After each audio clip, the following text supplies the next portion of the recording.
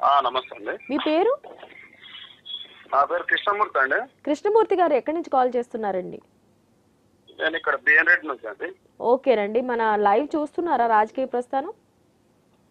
చూస్తున్నానండి. మనతో పాటు మెగావత్ రవినాయక్ గారు ఉన్నారు, X sarpanch and A1 contractor కూడా. ఆయన మాట్లాడండి, ఆయనతో ఆ, మాట్లాడండి. హలో, నమస్కారం సార్. నమస్కారం, చెప్పండి.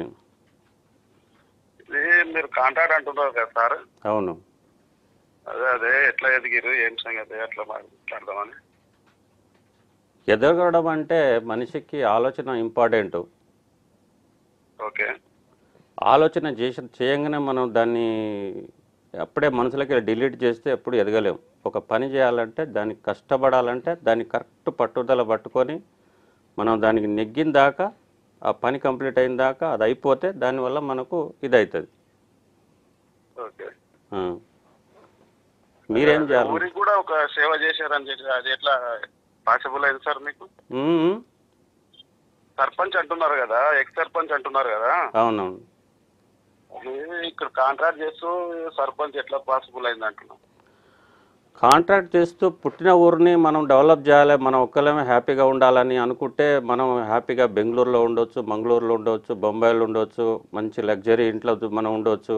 అది కాదు, మనం పుట్టిన ఊరికి మనం ఏదో ఒకటి చేయాలని కష్టపడి, నేను కూడా కష్టపడి, మనం పుట్టిన చిన్న పెద్ద తెలిసిన వాళ్ళు ఉంటారు కదా, వాళ్ళకు కూడా అవగాహన నేర్పించాలి. ఆ ఊర్లో ఉన్న జనాలకు తెలివి నేర్పించాలి, ఆ ఊరిలో ఉన్న పబ్లిక్ తెలివి నేర్పించాలి. ఈ తెలివి నేర్చుకుంటే, నేను తెలివి నేర్చుకొని వచ్చినా, నేను 7-6 భాషలు నేర్చుకొని వచ్చిన మా ఊరిని నేనెందుకు పైకి తీయకూడదు? ఇలా రామదాస్ తండా అంటే మండలం కాదు, డిస్టిక్ లెవెల్, కలెక్టర్ ఢిల్లీలో వరకు 5-6 అవార్డులు ఇచ్చారు. ఎందుకు ఇచ్చారు వాళ్ళు?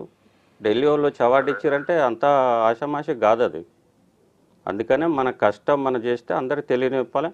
నేను కూడా మా ఊర్లో పిల్లలకు చాలా వరకు హెల్ప్ చేస్తూనే ఉన్నాం, చేస్తుర్రు. వాళ్ళకు కూడా ఇంకా కావాలంటే ఇంకా నేర్పించడానికి నేను రెడీగా ఉన్నా. బాబు చెప్పు. Okay okay sir. మీరు కూడా